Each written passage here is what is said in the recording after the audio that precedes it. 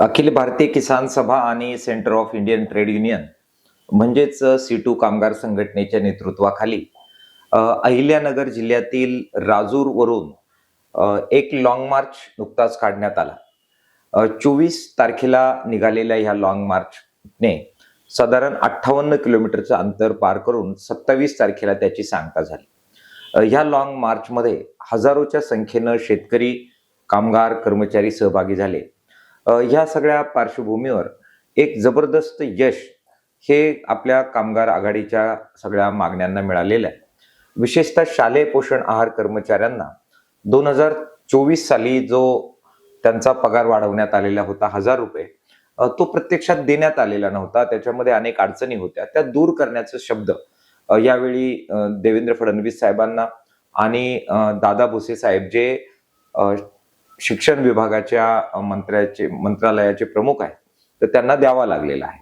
त्याचबरोबर अर्धवेळ परिचारिकांना या सगळ्या मोर्चामुळे 2000 रुपयाची वाढ ही 2017 पासून जी थकीत पडलेली होती ती याच्यामध्ये मंजूर झाली. मंत्रिमंडळाने तो निर्णय घेतला. बांधकाम कामगारांची मेडिकल क्लेम योजना ही केवळ सर्जरीसाठी सीमित करण्यात आलेली होती, मात्र ती आता ह्या आंदोलनामुळे सर्वच आजारांसाठी लागू करून बांधकाम कामगारांच्या कुटुंबांना सर्व प्रकारच्या आजारांसाठी मेडिक्लेम महाराष्ट्रभर या आंदोलनामुळे लागू झालेला आहे.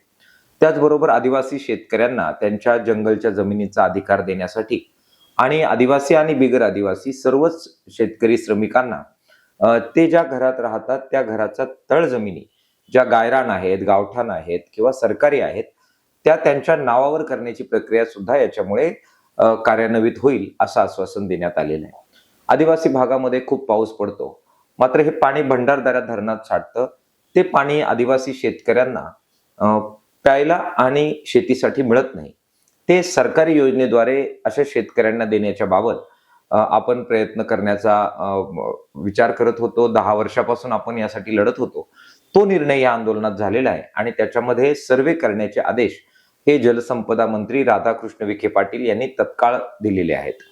या व्यतिरिक्त आशा कर्मचाऱ्यांचे जे अनेक स्थानिक प्रश्न होते याची सुद्धा चर्चा मंत्रालय पातळीवर जी बैठक झाली 25 तारखेला त्याच्यामध्ये करण्यात आला.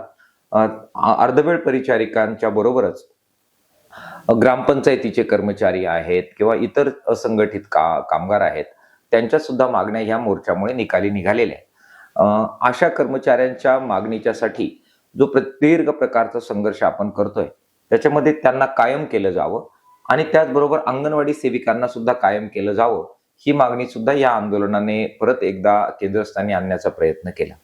हे एक अशा प्रकारचं आंदोलन होतं ज्याच्यामध्ये हजारो लोक कुठेही कायदा सुव्यवस्था न बिघडवता, कोणालाही त्रास न देता, ना प्रशासनाला ना जनतेला आत्मक्लेशाच्या मार्गाने हे आंदोलन करतात आणि त्याचा परिणाम म्हणून सरकारवर जो नैतिक दबाव येतो त्याच्यामुळे सरकारला ह्या गोष्टी मान्य कराव्या लागतात.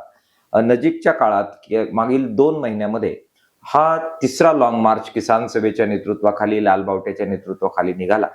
पहिला ठाणे पालघरला जो 40-45 हजार शेतकरी सुरुवातीला सामील झाले, ते वाढत गेले. नंतर नाशिकचा ज्याच्यामध्ये 50-55 हजार शेतकरी सामील झाले आणि जबरदस्त अशा प्रकारे तो 6-7 दिवसचा लॉंग मार्च हा नाशिकवरून खर्डीपर्यंत गेला आणि आता राजूरवरून निजरनेश्वर पर्यंत साधारणपणाने 60 किलोमीटरचं अंतर पार करत अहिल्यानगरमध्ये हा लॉंग मार्च निघाला. यामुळे लालबावटा हा कशा प्रकारे तळागाळातील आदिवासी असतील, बिगर आदिवासी शेतकरी असतील, शेतमजूर असतील, विधवा, परित्यक्ता, अपंग यांच्या पगारवाढीची किंवा मानधनवाढीची मागणी आपण घेतलेली होती. ह्या वेगवेगळ्या कर्मचाऱ्यांच्या मागण्या घेतलेल्या होत्या.